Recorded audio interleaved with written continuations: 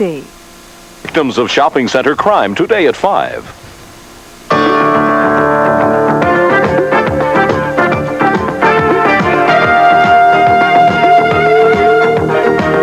Everybody, and welcome to the Oprah Winfrey Show. We are live this morning from the John Marshall Law School here. What you are about to see this morning is a courtroom drama. The accused and the witnesses are actors, but the lawyers and judge this morning are real. Today, you are going to have a chance to play jury right at home.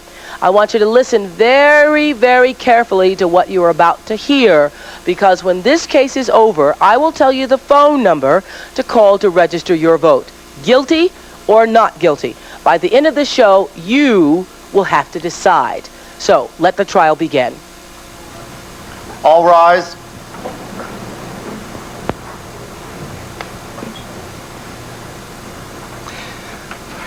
Is the state and the defense ready in the case of State versus Alan Kramer? People are ready, Your Honor. Defense is ready, Your Honor. All right. Mr. Nightingale, would you please begin your opening statement to the jury, please? I will. Thank you, Your Honor.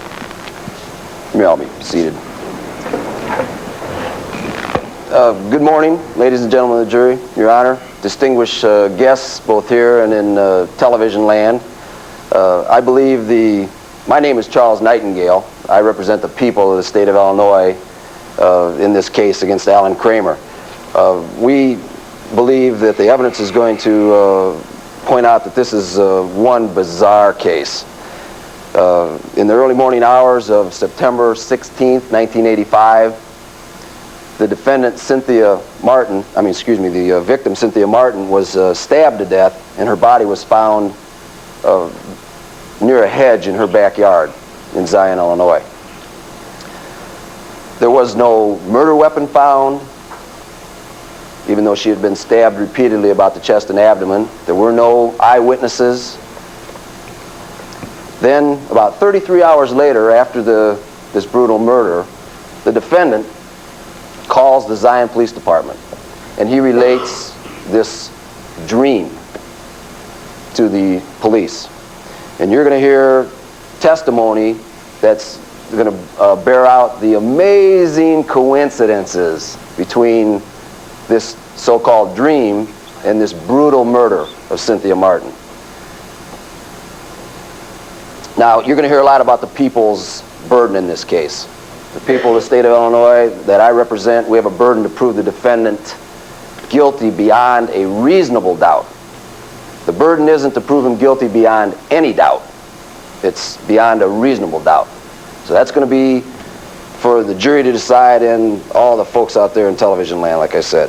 So it's going to be as simple as this. It's the defendant has ESP or he's a murderer. You make the call. Thank you, Your Honor. Thank you, Mr. Nightingale. Mr. Zinger, your opening statement, please. Thank you, Your Honor. May it please the court, Your Honor, Judge Kowalski, Mr. Nightingale, ladies and gentlemen of the jury. My name is Elliot Zinger. I am a lawyer for Alan Kramer, the defendant in this case, who is charged with murder. In this case, as in any other case in Illinois, the defendant is presumed to be innocent throughout the course of this trial. The state has the burden of proving him guilty beyond a reasonable doubt, as in any other trial. The evidence in this case will show that Mr. Kramer is a 35-year-old construction worker who lives and works in Zion, Illinois. He has 2 children, Michael, 10 years old, Sarah, 8 years old, and lives in his 2-flat, taking care of his children on the first floor while his parents live upstairs and assist them with the children. The evidence in this case will show that on September 15, 1985, Mr. Kramer came home from work, as he usually does, at around 5:30 p.m. He ate dinner with the kids and went to sleep at around 11:30. That night, he awoke from an unusual dream. He dreamed about a rape and a murder in the neighborhood.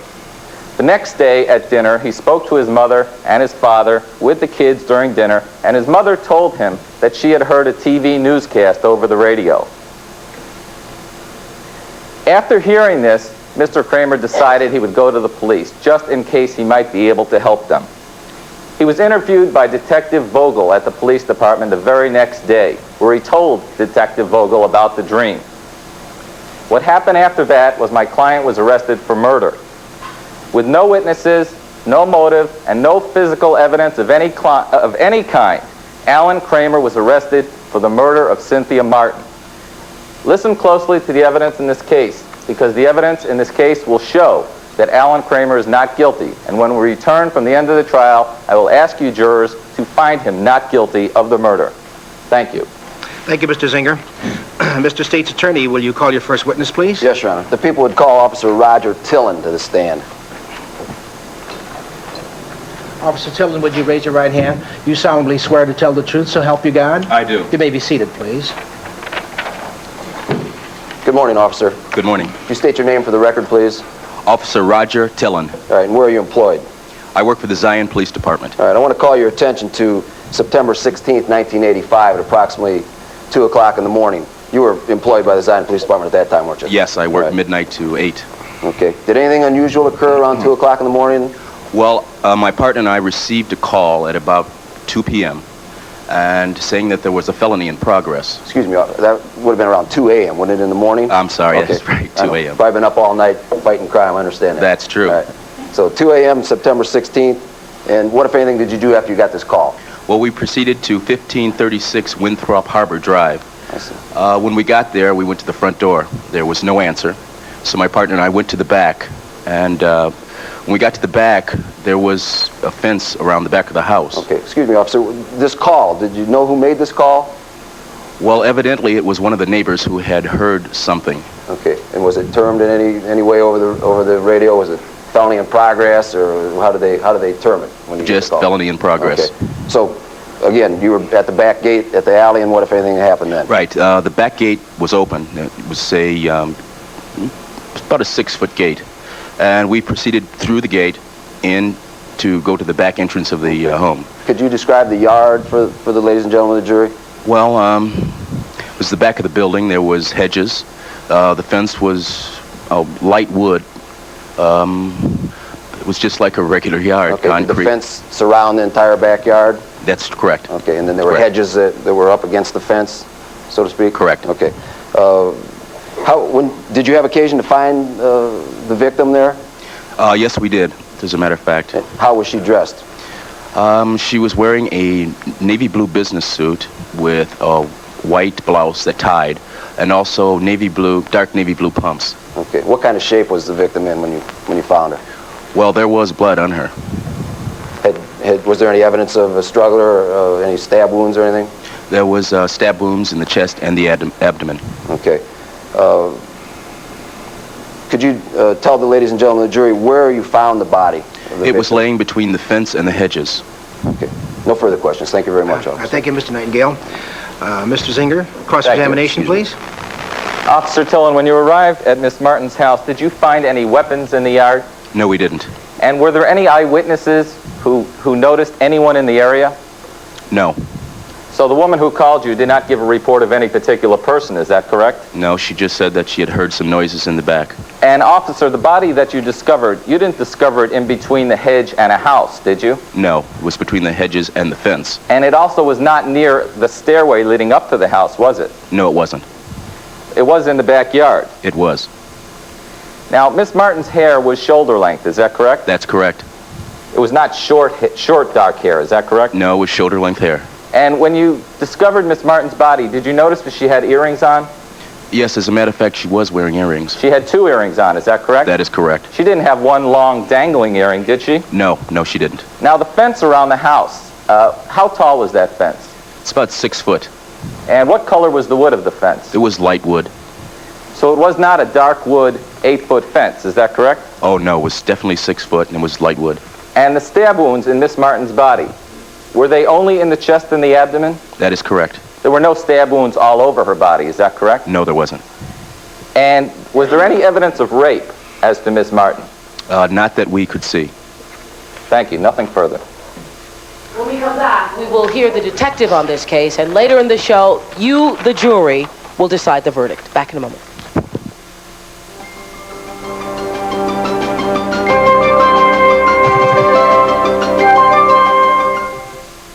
Wintertime in Chicagoland is a wonderful time for your special interior decorating needs. The Plunkett February store-wide sale provides you with savings of from 15 to 40% on fine home furnishings from around the world, including custom orders. Tour up to 100 perfectly accessorized room settings and choose your new sofa from a selection of over 1,200 fabric and texture combinations. Where did you get it?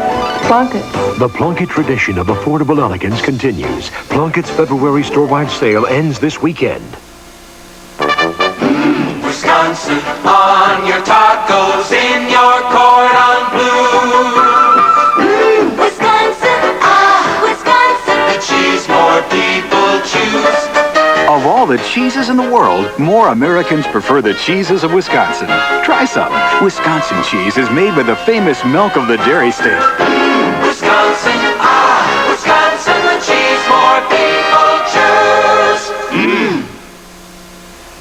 Presenting direct from Broadway, live on stage, winner of 7 Tony Awards, including Best Musical, Roger Miller's Big River. I enjoyed so much. Loved it. Great. Just a lot of fun for everybody. It's beautiful. Come and see Big River. Worthwhile. It was terrific, wasn't it? Yeah. It's great music. It's very entertaining. Bring your family to Big River at the Erie Crown Theater. Call 312-791-6000. That's 312-791-6000. Big River. Behind every great look, behind every exciting new style, there's someone enjoying a career in beauty. In just a few months, one of them could be you. With Wilfred Beauty training and free lifetime placement, you can be one of the magic people, creating great looks, enjoying your job, working your own way. Find out more. Call Wilfred Academy.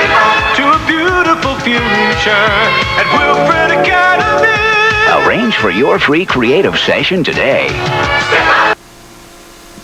Welcome back to the Oprah Winfrey Show. You are watching this morning a live courtroom drama in which the defendant's fate will be decided by you, our viewing audience. Remember, the attorneys and judge here this morning are real, but the witnesses and the accused are actors. Now back to the trial where the prosecution is about to question the detective on this case, who has already been sworn in.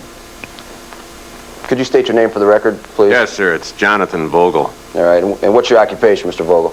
I'm a detective, sir. I'm attached to the Northeastern Illinois Division of Crimes Against Persons, also serving in this matter, serving Zion, Illinois. Okay. When was the first time that you ever met the defendant in this case?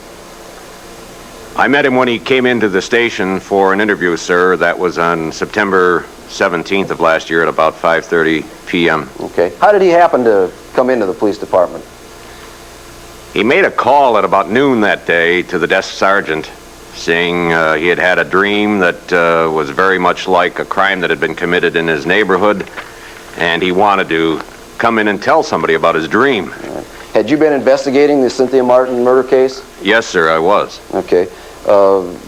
Could you tell us a little bit about Cynthia Martin? What did you find out about her during your investigation? Well, the victim was discovered in the backyard at 1536 Winthrop Harbor Drive. The murder had occurred approximately 2 a.m. in the morning, early in the morning of the 16th of September.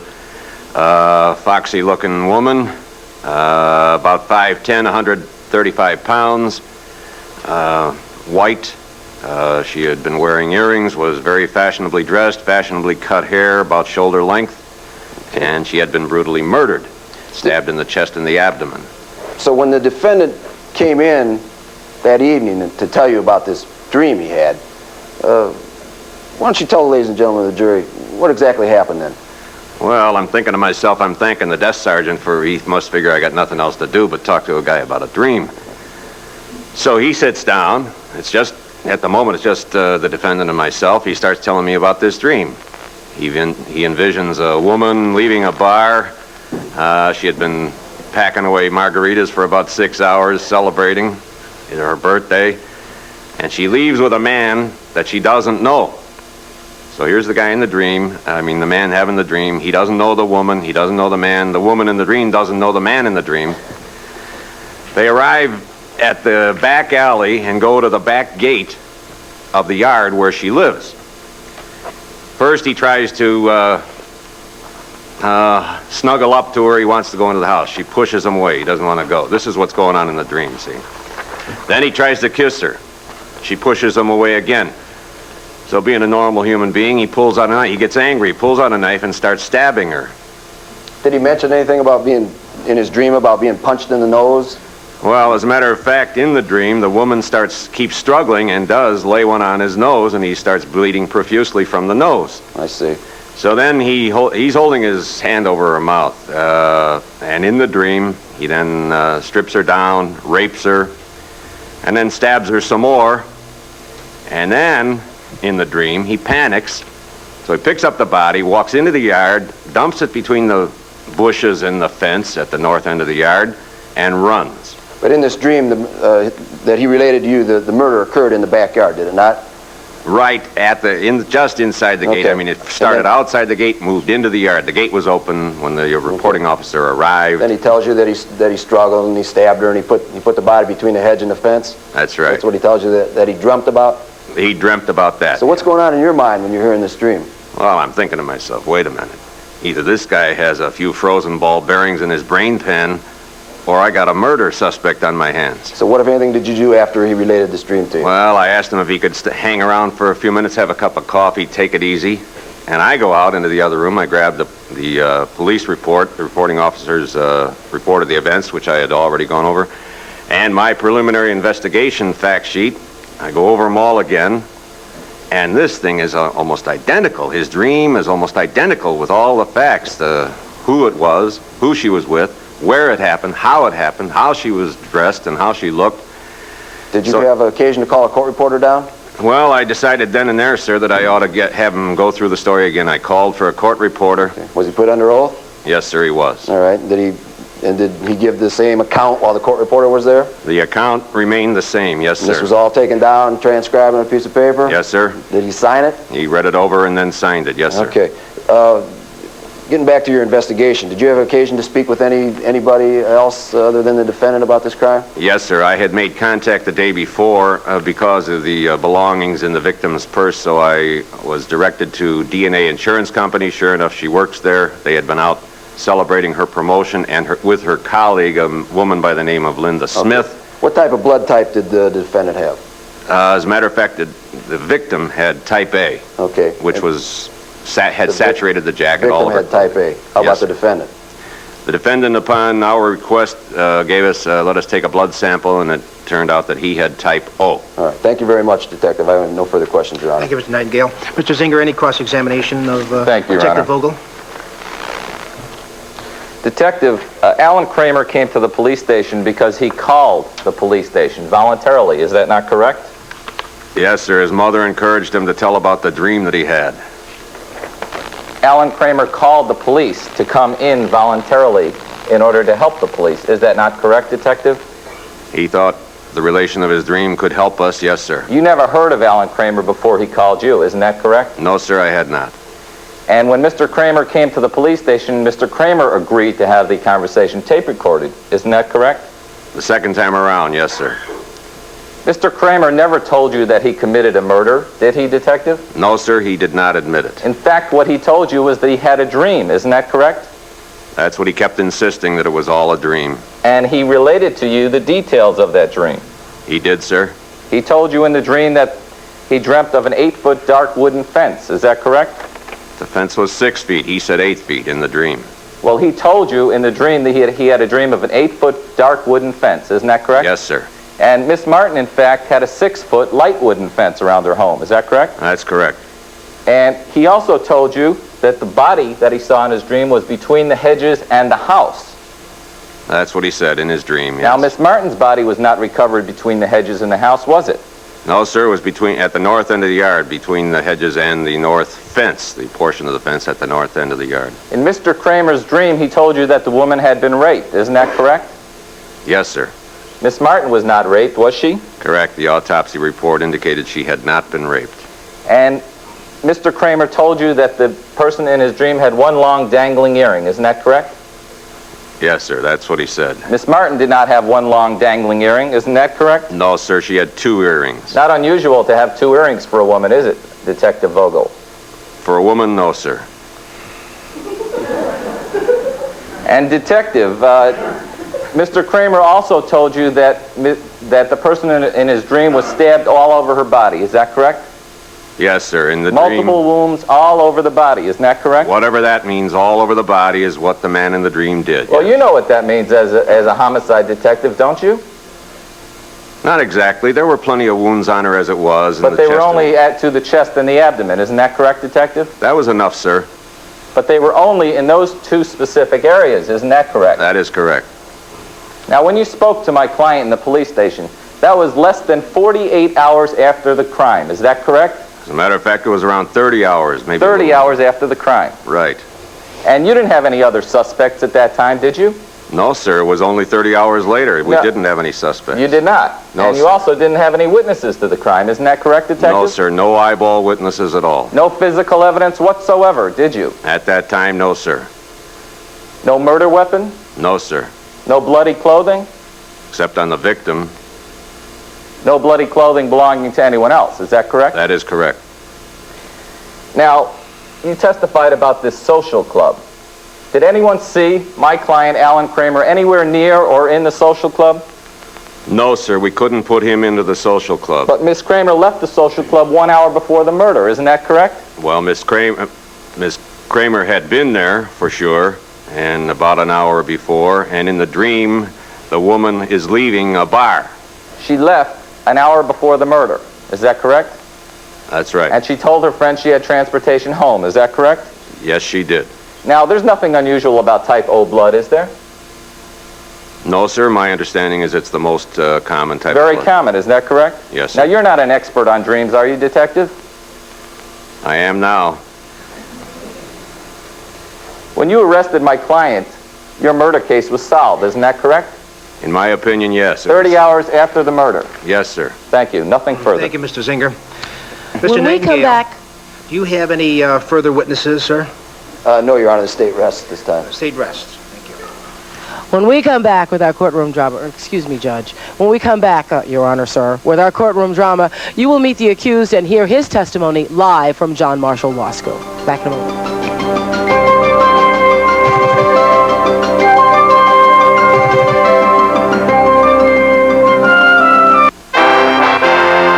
This gateway to liberty is brought to you by Little Debbie Snack Cakes. My father, Dominic, came here around 1920. My mother was born here. I'm Geraldine Ferraro. My father died when I was 8, and my mother felt that I could do anything I wanted to do and be anything I wanted to be. My mother was right. If you take advantage of everything that America has to offer, there is no limit to what you can achieve. Marshall! Somebody stole a Little Debbie! You're kidding. All of them? On the oatmeal cream pies, fudge brownies. Not the Nutty Bars and Banana Twins, too. Yep. Snack Cake. He's loose again. You could have paid for them like a man, Snack Cake. They're such a bargain. The Little Debbies are just for kids. Wrong, mister. They're for everyone. Little Debbie Snack Cakes. By the box or single pack, Little Debbie has a snack for you. You too, Pilgrim. There was a time my dieting led to meals with only thin sliced bread. It left me feeling hungry for more. And now, Weight Watchers made me free to eat a thick sliced bread that can't be beat. It's got the taste of freedom, that's for sure. Oh yeah, the taste of freedom. A 40-calorie slice, joy Weight Watchers bread. A thick, delicious bite. Oh yeah, the taste of freedom fulfills your appetite. Freedom. Weight Watchers new thick sliced bread. Enjoy the taste of freedom. Like faded jeans that feel just right, a comfy towel that hugs you tight. Cottony soft Cottonelle is one of the comforts of home. Cottonelle bathroom tissue. Of course it isn't cotton, but it is cottony soft. Snuggling on a soft thick rug when you're small, a big bear hug. Cottony soft Cottonelle is one of the comforts of home. We are now back with our courtroom drama live here from John Marshall Law School. You will meet the final witnesses in this segment. Let's start now with the defense attorney's questions for the defendant. State your name, please. Alan Kramer. What is your address, Mr. Kramer? I live at 1212 Maple Grove. That's in Zion. Who do you live with? I live with my 2 children, and my parents live upstairs. Are you employed? Yes, I am. And where are you employed? I work for Elmore Interiors in Zion. I'm a construction worker. Been there about 10 years now. Are you married, Mr. Kramer? I'm divorced for the last 2 years. On September 15th, 1985, do you remember going to work? Yes, I do. And about what time did you get home that day? At 5:30. Is that the usual time? Oh, yeah. And what did you do after you got home, Mr. Kramer? Well, when I got home, my mother and my children and I, we all had dinner. And who was present during the dinner? Just the four of us. My daughter Sarah, my son Michael, and my mother and myself. And what did you do after dinner? After dinner, we watched TV. Later on in the evening, my ex-wife called. About what time was that? That would have been about 8:30. Did you talk to her? Yeah, I did. Anyone else talk to her? Yeah, then the kids talked to her after I talked to her. And what happened after that phone conversation? After that, we watched television until it was time for the kids to go to bed. Then we put the kids to bed, and then my mother went home. About what time did the kids go to bed on that night? It was about 9:45. Is that the usual time they go to bed? Yeah. And what happened after your mother went home? Well, about 11:30 I went to sleep, and... Is that the usual time you go to sleep? Oh, yeah, every night 11:30. And what happened after you went to sleep? Anything unusual? Yeah, I woke up about 3 in the morning. I'd had this dream. It's more like a nightmare. Do you remember what happened in the dream? Yeah, I do. What occurred? Well, I saw a woman leaving a bar with a man that she didn't know very well, and they arrived at the back alley entrance to her house.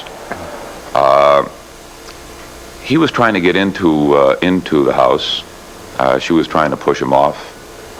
He tried kissing her. She pushed him off a little harder and got angry.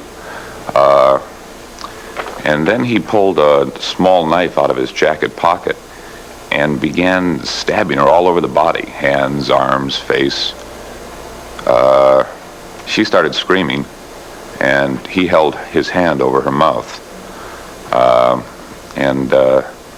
She started to hit him and kick him, and his nose started to bleed. Then he raped her, and she lost consciousness. And then he began stabbing her again all over the body. Is there anything else you remember about the dream? Yeah. About then he panicked, and he took the body and he put it behind the hedge, between the hedge and the house, just to the left of the stairway. Anything else? Yeah. She was wearing one long dangling earring. She was about 6 foot tall, had short cut hair, very short, very fashionable style. And he was about 6 foot tall as well, casually dressed. Is that all you remember about the dream? Yeah, that's it. What did you do after you had this dream? Well, I was up for quite a while afterwards because it was so vivid. It really shook me. And I just sat there in bed for a while. Were you able to go back to bed? Eventually. I was up for a good 40 minutes before I went back to sleep. And what did you do the next day? Well, the next day I went to work. And what time did you come home? Came home at 5:30 that night, usual time. And what happened after you arrived at home? Well, my father was there, so I had dinner with my mother, father, and both of my children.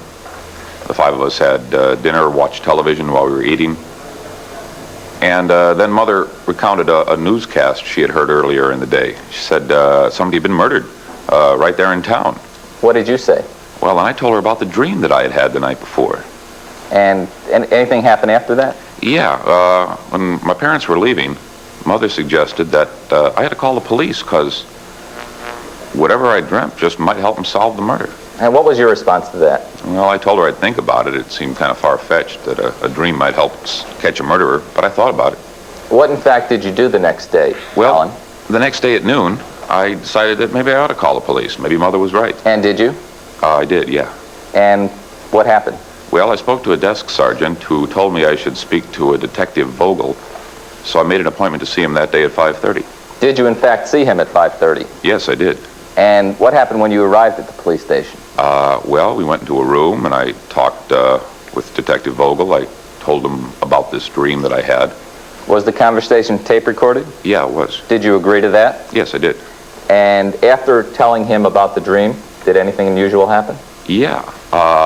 He had me wait around for a while, and then he brought in, I guess it was a court reporter, and he had me tell the story again, this time for the court reporter. And then they typed it up, and they had me sign it. And after you signed the statement, did anything unusual happen to you? Yeah.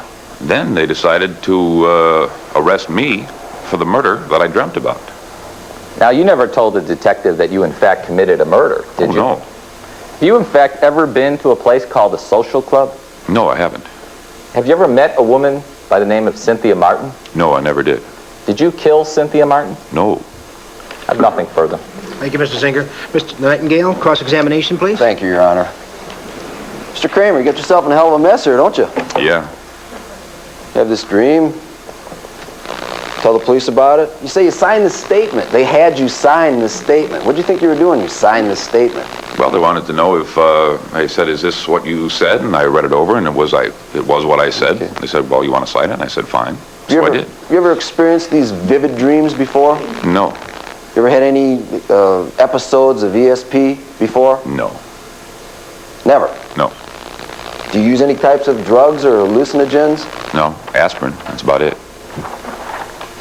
You say you live with your two children, 8 and 10, and your mom lives upstairs. And father, too. And your father. You have much time for dating? No, not really, no. Between working and taking care of the kids, keeps you pretty busy. How tall are you, Mr. Kramer? I'm about 6 foot, 6'1". 6 foot, 6'1". 6'1". Which one? 6'1". Okay, where were you between 1 a.m. and 2 a.m. on the morning of September 16th? Well, I was asleep in bed. Okay, anybody place you there? Sure. Who? Well, my kids and my kids parents. were asleep, weren't they? Yeah. I put them to bed, and then I went to bed. So they don't know whether you stayed there or not, do they? Sure, I wouldn't leave them alone. They know that. So you described the details of the dream, and you've already gone over that in direct examination. Where your dream, this victim was 6 feet tall, you say? Yeah. Where was the body placed in this dream after she was murdered? It was placed behind the hedge that was adjacent to the house, just to the left of the staircase that leads to the back of the house. And you had this in your dream also? Yeah. Where the body was? Right. All right. Isn't it true, Mr. Kramer, that you had seen Cynthia Martin in your neighborhood before? I didn't know any Cynthia Martin. Isn't it true that you also wanted to get to know her a little better? I never even met this woman. Isn't it also true, Mr. Kramer, that you know where the social club is? Well, I've seen it, sure. I've driven past it. You've seen it, so you know where it is. Yeah. Isn't it also true that you met Cynthia Martin outside the ladies' bathroom at the social club that night, about 1 o'clock in the morning? I've never been to the social club. Okay. Isn't it also true you walked her home that night? No, I was in bed that night. And I believe it's also true that you probably made advances at her, you tried to kiss her. She didn't know anything to do with it, though, did she? I was at home. I don't know anything about Cynthia Martin. And isn't it also true you stabbed her to death and put the body right behind the head, right where you had it, right where you placed the body in your dream? I dreamt about it, but I certainly didn't do it. I don't have any further questions for the defendant, Your Honor. Thank you, Mr. State's Attorney. Mr. Kramer, you may step down, sir. Mr. Zinger, do you have any further witnesses? Alice Kramer, please. Please raise your right hand. You solemnly swear to tell the truth, so help you God? I do. You may be seated. State your name, please, for the record. Alice Kramer. Where do you live, Mrs. Kramer? At 1212 Maple Grove. And who lives there with you? My son and his two children live on the first floor. It's 2 flat. My husband and I live on the second floor. Your son being Alan Kramer, the defendant, is that correct? Yes, sir, that's correct. On September 15th, 1985, do you remember seeing your son? Oh, yes, sir. About what time did you first see Alan? He came home from work about 5:30. Is that the usual time when he comes home? Yes, sir. What did you do after he got home? Well, we all had dinner together. That is, my son and his 2 children, and myself. My husband was working that evening. And then after dinner, we watched television for a while until about 8:30, and then we were interrupted. He got a phone call from his ex-wife, and he and the children talked with her for a while. What time did you leave that night to go back to your home? I went upstairs about 9:30. And when did you next see your son? The following day. And what time was it? At 5:30 again. Did anything unusual happen after your son arrived home from work? Yes, we had a conversation. I had heard on a news report that a murder had happened in our neighborhood, only a couple of blocks away. And it had rather frightened me, so I thought it was a safe neighborhood. And did you tell Alan about that? Yes, sir, I did. And what did he say? Well, after a while, he started to tell us about this rather strange dream that he had had.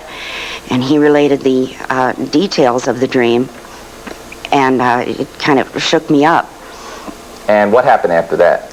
Well, a little later on, when I was getting ready to leave, I suggested to him, after thinking about it, that maybe he should go to the police. And in order to relate the dream? Yes, sir. And did he in fact go to the police the next day? Yes, sir, he did. Thank you. I have nothing further. All right, thank you, Mr. Zinger. Mr. Zinger, do you have any other questions, sir? I'll have a little cross, Your Honor. All right. Thank you. Mrs. Kramer, did your son ever relate any dreams to you before? No, sir. Ever tell you about any experiences of ESP that he had prior to this? No, sir. So you had this murder in your neighborhood, and then you come over for dinner, and before that time you saw it on a newscast, the account of the murder? Yes, sir. You told this to your son, and then he tells you about this dream? Yes, sir. That scare you a little bit? It kind of shook you up? Yes, it did. So that's why you urged your son to go to the police, because it scared you? Yes, sir. Okay. I don't have any further questions, Your Honor. All right, thank you, Mr. Nightingale. Mr. Zinger, do you have any further questions, sir? Nothing further, Your Honor. The defense rests. All right, thank you. You will hear the closing argument by the prosecutor and defense attorney and have a chance to register your vote, guilty or not guilty, when we come back live from John Marshall Law School in just a minute.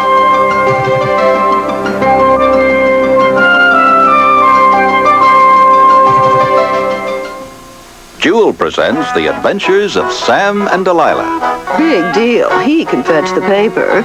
So what's new? Oh, a pet food sale at Jewel. I can get some of my favorites, like assorted Alpo dog food. 5 cans are only $2. And Purina dog chow, a 25-pound bag is just $7.69. So what's in it for me? Savings on unique cat food. 3 cans are only $1. Hey, where you going? Hey, Sam, I'm going to Jewel's pet food sale. What a mess. My daughter left a lipstick in her pocket, and before I even noticed, I washed it. I had to try something, so I grabbed Liquid Tide. Guess what? Not one mark of the lipstick remained. Thanks, Mrs. Judy Davis. Can your liquid get out melted lipstick? Liquid Tide did. You'll be surprised at the things Liquid Tide gets out. Surprise yourself. If you suffer from chronic foot problems like bunions, you know the pain they can cause. But now, thanks to new mini-surgical techniques, quick relief is possible. Patients usually require no hospitalization and may return to work in a short period of time. Dr. Richard Cowan, a diplomate of the American Board of Podiatric Surgery, performs bunion and other foot surgery at Cowan Foot Clinic. Call 367-9292 for your appointment today. He's been linked with Libya's Muammar Gaddafi, banned from Great Britain by the Thatcher government, threatened to be thrown in jail by President Reagan. His comments have outraged the Jewish community and tainted Jesse Jackson's campaign with controversy. Yet he attracts thousands to his rallies throughout the United States. Tonight at 10, Jay Levine takes a close-up look at this Chicago-based minister, Louis Farrakhan, man with a mission. Tonight at 10 on Eyewitness News. The final part of our courtroom drama is about to begin. You will be hearing now the final closing argument from both attorneys and then have a chance to register your vote. We'll start now with the prosecutor. Ladies and gentlemen of the jury, you've heard the evidence in this case. This defendant, this guy's not a dreamer. He didn't have any dreams before this, no activity of vivid dreams or ESP. But he wants you to believe that this was his first one, ESP. He didn't date, he didn't have, he's 35 years old, he lives at home with his children. I don't think that's, that important, but he was available at the time. No one's up with him that can place him in his home at 1 o'clock. He knows the neighborhood. The victim lived at 1212 Maple. The victim's at 1536 Winter Park Drive, 3 blocks apart. He describes in this dream the backyard, how the victim was dressed. He describes that she's 6 feet tall. But we know from the police report, from the police officer, she's 5'10". But who would know that who would be there to say she's 6 feet tall? But the man that killed her, the one that's looking right in her eyeballs And she's got these blue pumps on. She's 5'10" with pumps. So she's 6 feet. He's 6 feet, 6'1", he says. So he's looking right in her eyes. So what's he looking at? He's seeing this shortcut, fashionably cut hair. He's in, you know, the style today where the hair is pulled up on one side, maybe the face is showing on one side, and the ears covered on, you know, by the hair. So he sees this one dangling earring. He's right in her face. He did it. This isn't any dream. He describes in his dream that the attacker was punched in the nose. This is how the defendant's blood got on the victim without him having any visible marks of, you know, no scratches on him. The police officers didn't see any scratches on him. That's how his blood got on the victim, this typo blood. And again, this victim was a sharp dresser. He'd noticed her before in the neighborhood. She's 35 years old. He's 35 years old. They live in the same neighborhood. She's recently divorced. She's out and about. He's noticed her before. He doesn't know where the social club is, then he does know where the social club is. So, why does he know these things? Because he was, you know, he's looking for her. The defendant said the victim left with a man that she did not know very well. Isn't that strange? He has a dream, and he's having a dream about two strangers, but he has the strangers not knowing each other very well. How would he know that unless he's the actor? He's the one that doesn't know her very well, but he wants to get to know her a little better. He's seen her about the neighborhood. So at 1 o'clock in the morning, he's at this social club. And he's not inside where he can be seen. He's hanging around out in the front, and here she comes out, and he sees her. They walk home, and there's just too many coincidences. I bet he had trouble sleeping that night, about 3 in the morning. I bet he had a lot of trouble sleeping. So you decide. I say it's murder. I'm asking you to come back with a verdict of guilty. Thank you very much. Thank you, Mr. Nightingale. Mr. Zinger, closing statement, please. Thank you, Your Honor. Ladies and gentlemen of the jury, you've heard the evidence in this case. You've heard how my client, Alan Kramer, went to the police station as a concerned citizen in order to tell them about the dream that he had. What happened when he got to the police station? He was arrested for the murder. Now, none of us can explain the origin of Mr. Kramer's dream. Unusual things happen to us all in life that we can't explain. We ever have a time where we thought of someone and the phone rings and it's them? We think of somebody in the street. Seconds later, we bump into them. We ever have dreams that come true in some way or not? Or have friends tell us about dreams that come true? Yes, Mr. Kramer's dream was unusual. It was different. But there were similarities to the murder in the dream. But if you paid close attention, there were also many dissimilarities in the dream. The talk about the rape, the talk about the stab wounds all over her body, the description of the fence, the color of the wood of the fence, the one long dangling earring. Now, there are many homes in Zion. Most private homes have fences. It's not that unusual. Yet, after talking to Detective Vogel, and you saw Detective Vogel testify on the stand, Detective Vogel was convinced that Alan Kramer was the murderer. He was convinced enough to arrest him right there, 30 hours after the crime had been committed. 30 hours after the crime, with no witnesses, with no evidence, with no motive, with no murder weapon, with no physical evidence of any kind. Detective Vogel was convinced that Alan Kramer was a murderer. The state has presented to you nothing but a hunch of Detective Vogel in this case.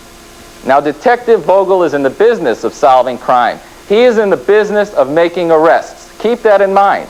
He's not an unbiased witness in the case. The prosecution brings prosecutions, and the detective makes arrests. As jurors, you have a different responsibility. As jurors, you listen to the evidence, and you must hold to the law, which the judge will present you at the close of this trial, that the state must prove their case beyond a reasonable doubt. And in this case, there is nothing but reasonable doubt. You don't want to walk away from this courtroom and in 3 weeks or in 6 months think, well, he probably wasn't guilty. The time for you jurors to be certain is right now. And the only thing you can be certain of right now is that the state has not met their burden of proof and the defendant is not guilty. And I ask you to find the defendant not guilty. Thank you. Thank you, Mr. Zinger. Members of the jury, the evidence and arguments in this case have been completed, and I now will instruct you as to the law. The defendant is presumed to be innocent of the charge against him. This presumption remains with him throughout every stage of the trial and during your deliberations on the verdict. It is not overcome unless from all the evidence in the case you are convinced beyond a reasonable doubt that the defendant is guilty. The state has the burden of proving the guilt of the defendant beyond a reasonable doubt, and this burden remains on the state throughout the case. The defendant is not required to prove his innocence. There are two types of evidence, direct and circumstantial. Either type of evidence can be used to convict.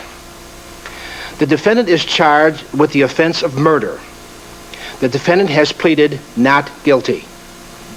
The state must prove that Alan Kramer intended to kill Cynthia Martin. A confession is a voluntary statement made by a person charged with a crime, acknowledging that he is guilty of that crime.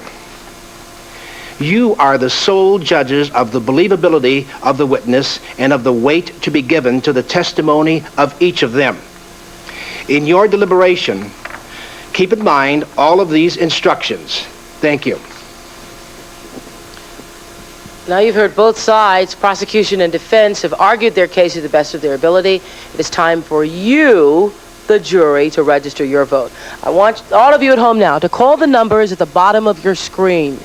If you believe now that the defendant, Alan Kramer, is guilty, call this number, 1-900-720-0070. That is if you believe he is guilty.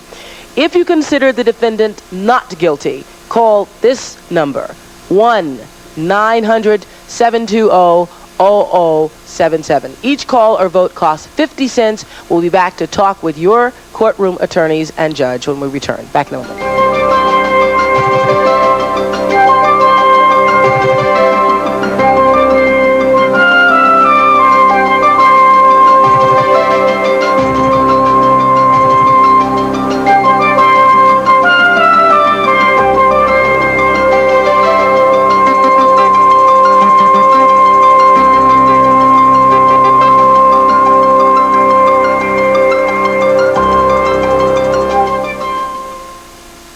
Sam Breakstone was thick-headed about his sour cream.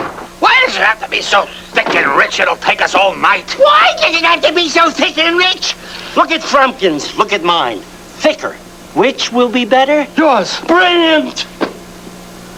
Sam's is delicious. Breakstone's 100% natural sour cream is so thick and rich now because Sam was so thick-headed then. Hope you don't have plans for the evening, boys. Ah! I'm locked in! Hey!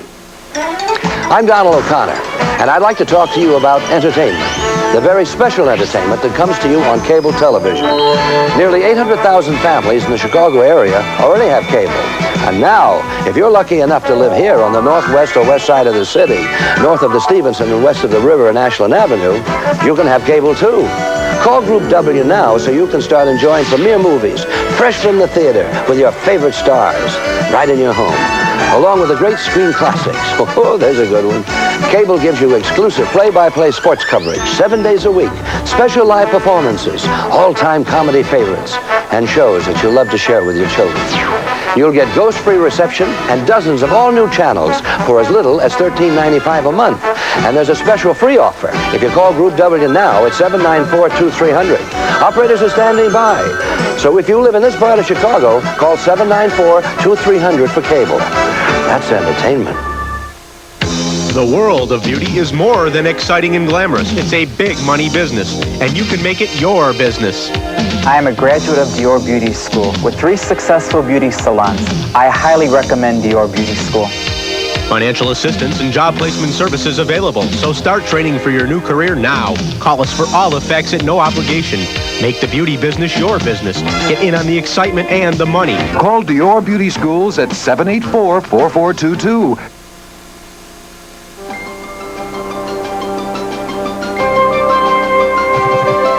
Well, we are now joined by the real judge and attorneys on this case this morning. From left to right, former prosecutor Charles Nightingale, Cook County Court Circuit Court Judge Thaddeus Kowalski, and Chicago criminal defense attorney Elliot Zinger. Say hello to them all. You all, that was really nice. I want to know, I suppose I'll start with you, Elliot. How much does the presentation have to do with what the verdict will eventually be? Well, the presentation has a lot to do with it. The evidence, of course, is the most important thing. The way the witnesses come across, the believability of each witness is very important, but the presentation is equally important. As a judge who sat in on... I would agree with that. The way the evidence is presented to the jury and the way they listen and the way you hold their attention is very important. Yeah, I mean, Elliot comes on like gangbusters, so I'm thinking, whew, yes. At least I believe you believe that the guy is innocent. Yeah. Charles, how much do you think how important is it? Well, it's real important, especially when, you know, guys in the background are doing this and you don't have all your evidence in, and forgot this part of the argument, and, you know, it's a lot of fun, though. How do you defend, though, a person who do you defend people that you think might be guilty? Well, I think you have to hold the state to their burden. If you think they're guilty and they need an attorney, that's the system. They might as well pay me the $10,000 as somebody else. So I'll hold the state to their burden and make sure that the state has to prove them guilty beyond a reasonable doubt. That's the system. So they all have to function. I didn't make the system, but that's the way it is. Okay. So. How important are closing arguments, Elliot? They're very important because over the course of a trial, and of course this was a very short trial, I think it's easy to keep your attention for 20 minutes. But over the course of a trial, which can last a week, 2 weeks, or longer, there's the danger of people falling asleep. I mean, you're there, you're not used to being in a court, and you're listening to witnesses, and it's often boring. What do you do? Yeah. A closing argument hopefully will stir them up and get them to rehash things that somehow, in their subconscious, maybe they've heard during the trial but have long since forgotten. Oprah, it's very unusual to have the state's attorney and the defense attorney speak only for 3 minutes in closing arguments, and that was unusual for me to see that happening today. Oh, but I'm sure, as being a judge who sat in on many cases such as this one, that you yourself, are there times when you are bored? Yes, depending on the, not with these two gentlemen, of course. Mr. Zinger and Mr. Nightingale did a wonderful job today, but there are some attorneys who've gone endlessly, and if you just look over at the jury, you can see that their heads are going this way, they're falling asleep, and they're totally unconscious of that fact that That's why cross-examination is so important, right, Ellen? Yeah, that too. That's your chance to really get out forcefully and put the witness ill at ease. Okay. I hear my director screaming. I hear you, Jimmy. When we come back, you will hear the verdict. Back in a moment. Thank you.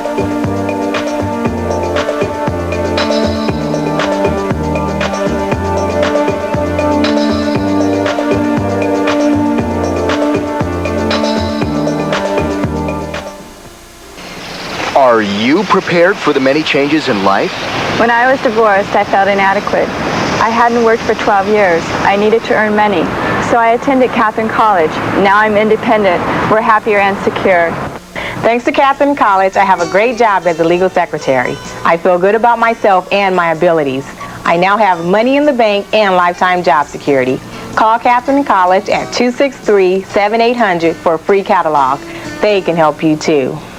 I don't use fabric softener anymore. Thanks to Bold 3 detergent with built-in fabric softener. Sounds great, but I use liquids.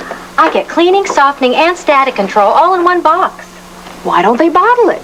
Who needs separate products? I wish they'd bottle it. We heard you and we bottled it. Introducing Liquid Bold 3, a stain-fighting detergent and full-strength fabric softener specially formulated to work together for cleaning so good. It got out that gravy stain. They bottled it. Softening so good. Towels feel and smell terrific. They bottled it. Static control so good. Socks don't stick. They bottled it. Bold 3 Detergent Plus Fabric Softener. So good, we bottled it. That's you.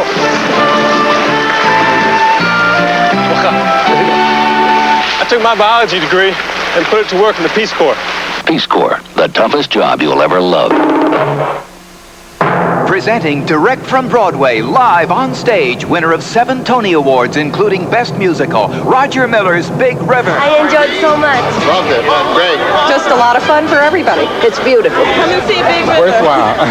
It was terrific, wasn't it? Yeah. It's great music. It's very entertaining. Bring your family to Big River at the Erie Crown Theater. Call 312-791-6000. That's 312-791-6000. Big River!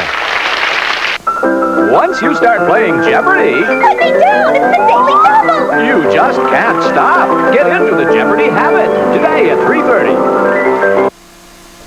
Joining us now is the defendant, Alan Kramer, who is played by Chicago actor Paul Schultz.